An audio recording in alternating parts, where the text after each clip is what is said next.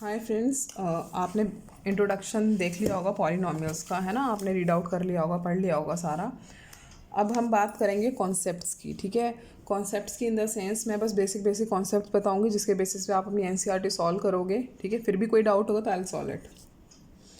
अब देखो, सबसे पहले हम ये डिस्कस करेंगे कि मान लो हमारे पास कोई भी एक इक्वेशन पॉलिनॉमियल दे रखा है ना। हमने चेक करना है क्या ये पॉलिनॉमियल है, ठीक है।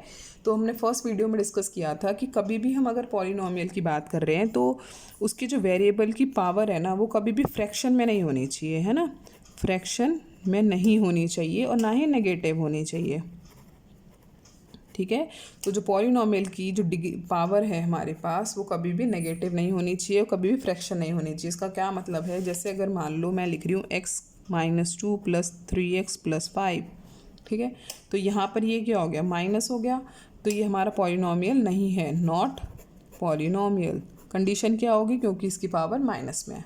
ईजी। अगर मान लो मैं लिखती हूँ √x + 3, तो अब देखो ये √x है ना। अब देखने में तो लग रहा है कि नहीं, ऐसा तो नहीं है, इस फ्रैक्शन में थोड़ी है ना, नेगेटिव है। बच्चे बहुत जल्दी से इसको पॉलिनॉमियल लिख कर आ जाएंगे, है ना। लेकिन हमें पता है कि रूट किसी भी चीज़ के ऊपर अगर लगा है तो उसका मतलब होता है 1/2। क्या मतलब है इसका, हमारे पास x की पावर 1/2 + 3, तो ये हो गई ना पावर फ्रैक्शन में, तो ये भी नॉट पॉलिनॉमियल। ईजी। दो चीज़ समझ में आती हैं और कोई तीसरी चीज़ है नहीं, तो ये क्लियर है। तो हमारे पास जो स्टैंडर्ड फॉर्म होती है पॉलिनॉमियल की, वो क्या होती है कि जो भी हमारे पास स्टेटमेंट या जो भी इक्वेशन जो भी लिखा हुआ है वो असेंडिंग या डिसेंडिंग ऑर्डर में हो। इतना क्लियर है। अब देखो, जैसे कि हमारे पास ये लिखा है 4x² - 3x + 7, ठीक है। तो ये एक स्टैंडर्ड फॉर्म है पॉलिनॉमियल की। ईजी। ये पॉलिनॉमियल भी है क्योंकि ना तो पावर है फ्रैक्शन में, ना ही यहाँ पे पावर माइनस में, तो ये बिल्कुल करेक्ट है, कोई प्रॉब्लम नहीं है इसमें। इजी। तो इतना समझ में आ गया पॉलिनॉमियल को कैसे जस्टिफाई करना है कि ये पॉलिनॉमियल है या नहीं है, ठीक है। अब देखते हैं नेक्स्ट कॉन्सेप्ट क्या है हमारे पास। नेक्स्ट कॉन्सेप्ट है कि अगर मान लो मुझसे पूछा है, यहाँ पे लिखा है π/2 x² + x, ठीक है। और मुझसे बोला राइट द कोफिशिएंट ऑफ, है ना, राइट द कोफिशिएंट ऑफ। अब किसका, मान लो बोला right the coefficient of x², ठीक है, कोफिशिएंट ऑफ x²। इसका मतलब क्या है कि x² के साथ जो x² वाला टर्म है, ठीक है, उसके साथ जो भी लिखा है x² को छोड़कर, वो हो जाएगा हमारा कोफिशिएंट। ईजी। अब बोला है कोफिशिएंट ऑफ x, क्या बोला है, कोफिशिएंट ऑफ x बताओ क्या है। तो x के साथ तो कुछ भी नहीं लिखा ना। अब कुछ भी नहीं लिखा होता है तो हम ज़ीरो नहीं करते हैं, उसको 1 मानते हैं, है ना। अगर ये ज़ीरो होता तो 0 × x तो 0 हो जाता है, ये तो लिखने का कोई मतलब ही नहीं था। तो क्या होता है, यहाँ पर 1 होता है, तो कोफिशिएंट ऑफ x इज़ 1। इतना क्लियर।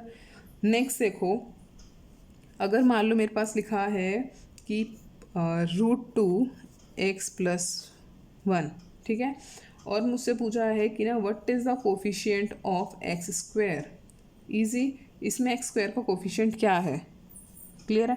तो अब तो इसके अंदर x² है ही नहीं, जब इसके पास x² है ही नहीं तो वो कहाँ से बताएगा कोफिशिएंट क्या है ना। तो हम लिखेंगे 0। ऐसी कोई वैल्यू जिसका कोफिशिएंट पूछा गया है और वो हमारे पॉलिनॉमियल के अंदर प्रेजेंट ही नहीं है, तो हम क्या बोलेंगे, उसका कोफिशिएंट क्या होगा, 0। नेक्स्ट देखते हैं। नेक्स्ट डिग्री की बात करते हैं। चलो, डिग्री क्या होता है, जैसे अगर मान लो 5x³ + 4x² + 7x, ठीक है। अब डिग्री, अब पूरे पॉलिनॉमियल के अंदर देखो हाईएस्ट पावर कौन सी है, 3, ठीक है। तो ये हो गई हमारी degree, highest power of the polynomial, ये होती है हमारे पास डिग्री। क्लियर है। नेक्स्ट, अगर हमसे ये पूछा है कि कोई भी एक पॉलिनॉमियल दे दिया मेरे को, ठीक है, और बोला है कि लीनियर है, क्वाड्रेटिक है या क्यूबिक है, देख कर बताओ, ठीक है। तो इन तीनों में से होने के लिए पहली बात तो ये होती है कि पॉलिनॉमियल खुद हो। अगर वो खुद एक पॉलिनॉमियल है, पहले हम ये चेक करेंगे, कोई भी स्टेटमेंट दे दी मेरे को, ठीक है, कोई भी पॉलिनॉमियल दे दिया और पूछा है कि बताओ ये क्वाड्रेटिक है या लीनियर है या हमारे पास क्यूबिक है, तो सबसे पहले हमारा फोकस इस चीज़ पे जाना चाहिए कि क्या वो पॉलिनॉमियल है ना। अभी हम पढ़ चुके हैं पॉलिनॉमियल होने के लिए क्या क्या कंडीशंस हैं, फिर उसके बाद में हम ये तीनों चीज़ों पे ध्यान देंगे। अब लीनियर होने के लिए जो डिग्री होगी ना, लीनियर के लिए डिग्री क्या होनी चाहिए, 1। क्वाड्रेटिक होने के लिए डिग्री होनी चाहिए 2, ठीक है, और क्यूबिक होने के लिए डिग्री मैक्सिमम होनी चाहिए 3, मिनिमम कुछ नहीं होता, डिग्री होनी चाहिए 3, ये एकदम स्टैंडर्ड है, ठीक है। लीनियर के लिए डिग्री 1, क्वाड्रेटिक के लिए डिग्री 2, क्यूबिक के लिए डिग्री 3, ईजी। अब समझते हैं कि कैसी फॉर्म होती है। अब यहाँ देखते हैं, अगर मान लो मैं लीनियर की बात कर रही हूँ तो लीनियर की स्टैंडर्ड इक्वेशन होती है ax + b, कंडीशन होती है a should not be equals to 0, क्योंकि अगर a मेरा 0 हो गया, ठीक है, तो 0 × x इज 0, तो ये तो कांस्टेंट बचेगा ना, ठीक है, ये तो लीनियर रहा ही नहीं। तो ये बिल्कुल एकदम ध्यान में रखो कि अगर हम बात कर रहे हैं लीनियर की तो उसके बाद ये चीज़ जो है वो कभी भी 0 नहीं होनी चाहिए, ठीक है। तो अब मान लो जैसे इस टाइप की इक्वेशन है 3x + 4, ये एक लीनियर इक्वेशन है, ठीक है, लीनियर पॉलिनोमियल है, ये क्या है, लीनियर पॉलिनोमियल, ठीक है। अब डिग्री कितनी है 1, बिल्कुल ठीक है। नेक्स्ट पे आते हैं, अब बात करते हैं क्वाड्रेटिक की। ax² + bx + c, यहाँ कंडीशन क्या होगी कि a should not be equals to 0। अगर ये a 0 हो गया तो 0 × x² इज 0, तो ये तो ख़त्म हो गया पूरा, तो बचा क्या हमारे पास, bx + c बचा, तो ये तो लीनियर होता है, क्वाड्रेटिक तो होता ही नहीं, तो इसीलिए a कभी भी 0 नहीं होगा। तो कुछ भी इस टाइप से अगर लिखा हुआ है आपके पास तो ये क्या है हमारे पास, क्वाड्रेटिक पॉलिनोमियल। अब नेक्स्ट देखो क्यूबिक। क्यूबिक के लिए क्या होगा, क्यूबिक की कोई भी स्टैंडर्ड पॉलिनोमियल लिख लेते हैं, ax³ + bx² + cx + d।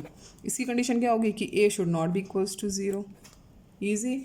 क्यों, अगर ये 0 हो गया ना तो ये पूरा 0 हो जाएगा, तो ये तो क्वाड्रेटिक बची, क्यूबिक तो बचा ही नहीं। अब यहाँ पे अगर मैं नॉर्मल एग्जाम्पल की बात करूँ तो हम लिख सकते हैं 4x³ + 3x² + 2x + 6, ईजी। तो ये हो गया मेरा क्यूबिक का एग्जाम्पल। तो आप अब देख के जज कर सकते हो कि कौन सा क्यूबिक है, कौन सा लीनियर है, कौन सा क्वाड्रेटिक है, राइट। अब नेक्स्ट पे आते हैं हमारे पास, जो हमारे पास टाइप्स होते हैं ना कि ये ट्रायनोमियल है या मल्टीनोमियल है, क्या है ये, है ना। तो जितने टर्म उस हिसाब से डिसाइड करेंगे हम क्या है ये, है ना। जैसे कि अगर मान लो 3 टर्म है तो ट्रायनोमियल हो गया, 2 टर्म्स है बायनोमियल हो गया, ये प्रीवियस वीडियो में डिस्कस कर चुके हैं ऑलरेडी, आप ही कर लोगे। अब अगर मान लो हमारे पास क्वेश्चन आता है find the zeros of the polynomial, ठीक है। अगर मान लो आता है ज़ीरोज़ ऑफ द पॉलिनोमियल, बताओ क्या होगा।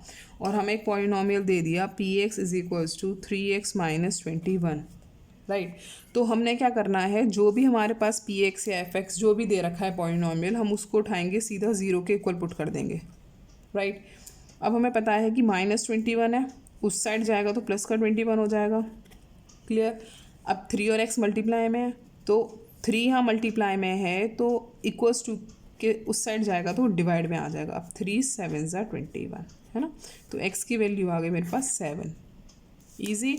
तो ये हो गया 0 ऑफ द पॉलिनोमियल। अगर कोई पूछता है कि इस पॉलिनोमियल का 0 क्या है तो हम बोलेंगे x = 7, 7 is the 0 of the polynomial, 7 is the 0 of the polynomial. कौन सा पॉलिनोमियल, px की वैल्यू क्या थी, 3x - 21। क्वेश्चन आएगा एज इट इज़, ऐसे ही करके आओगे। अभी बस मैं कॉन्सेप्ट्स पे ध्यान दे रही हूँ, उसके बाद में प्रॉपर प्रेजेंटेशन क्या रखनी है उस पर बात करेंगे, ठीक है। अभी बस आप समझते जाओ। नेक्स्ट क्या है हमारे पास, अगर मान लो पूछा जाता है कि कुछ भी ले लो, find zeros of the polynomial 0 0, है ना। अब हाँ देखो, अब अगर मान लो ये आता है फाइंड p0, है ना, p1 एंड p2, ठीक है। तो बहुत डिफ़िकल्ट कुछ भी नहीं है ये, ठीक है। इसमें हमें पहले से ही दे रखा है कि कोई भी एक पॉलिनोमियल दे दिया होगा, हमने उसमें क्या करना है, जो भी वेरिएबल है उसकी जगह पे पहले 0 पुट करना है, वैल्यू निकालनी है, 1 पुट करना है, वैल्यू निकालनी है, 2 पुट करना है, वैल्यू निकालनी है ना। एक एग्जाम्पल देख लेते हैं, जैसे कि ये ले लेते हैं, ये कोई पॉलिनोमियल है मेरे पास, ये मेरे पास पॉलिनोमियल है, ठीक है। तो अगर हमें p0 निकालना है तो y की जगह पे 0 पुट करूँगी, तो ये क्या आ जाएगा मेरे पास 1। अब मेरे को p1 निकालना है, तो मतलब y की जगह किसने ले ली, 1 ने ले ली, तो पूरे एक्सप्रेशन के अंदर जहाँ जहाँ y है मैं क्या पुट करूँगी, 1 आ गया। अब देखो p2, 4 माइनस 2 प्लस 1, तो यह आ जाएगा 2 plus 1 that is equals to 3। Easy. तो ये आ गया आपका आंसर, बहुत ईजी है। ठीक है, तो मुझे जहाँ तक लगता है आपके कुछ क्वेश्चंस 2.2 के भी सॉल्व हो जाएंगे, कुछ क्वेश्चंस 2.1 के भी सॉल्व हो जाएंगे, है ना। तो जो डाउट होंगे आप प्लीज़ हाँ बताना। अब हम एक और क्वेश्चन करके देखते हैं कि मान लो हमें बोला है किसी क्वेश्चन के अंदर कि आपको ना जैसे px दे दिया 3x प्लस 1 और x इज इक्वल्स टू -1/3 दे दिया और पूछा है कि बताओ क्या ये x इसका ज़ीरो है। सुनना रही बात, इसका ज़ीरो है। इससे क्या मतलब है कि क्या x की वैल्यू जब मैं इसमें पुट करूँगी तो क्या ये ज़ीरो बन जाएगा। अरे बात समझ, क्वेश्चन क्या है, क्या ये x की वैल्यू जो हमें -1/3 दे रखी है ये इसका ज़ीरो ऑफ द पॉलिनोमियल है। तो ये कब होगा, जब मैं यहाँ पर x की वैल्यू -1/3 पुट करूँ और ये मेरा पूरा आंसर ज़ीरो आ जाए, तभी हम बोलेंगे यहाँ है, अदरवाइज़ वो नहीं है।